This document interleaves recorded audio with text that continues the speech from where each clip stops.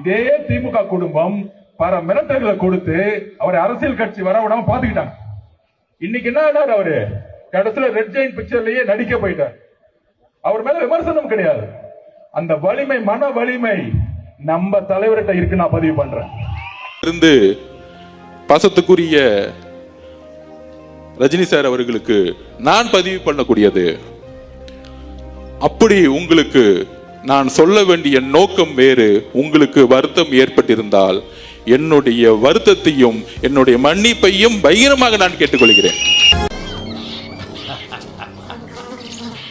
தமிழ் படங்களை மறந்து வச்சுக்கிட்டு, மீசியம் முறுக்கிக்கிட்டு, லுங்கி கட்டிக்கிட்டு, நம்பியாரு ஏ கபாலி அப்படின்னு சொன்ன உடனே குனிஞ்சி சொல்லுங்க எஜுமா அப்படி வந்து நிப்பானே, அந்த மாதிரி கபாலி நினைச்சியாடா? கபாலிடா. 25 வருஷத்துக்கு முன்னாலே எப்படி போனாரோ கபாலி அப்படியே திரும்பி வந்துட்டான்னு சொல்லு. தோனிலேயோ வீரசேகரனோ உலகத்துல எந்த மூலையில இருந்தாலும் வந்து என் முன்னால நிக்கணும். கோழிக்கறி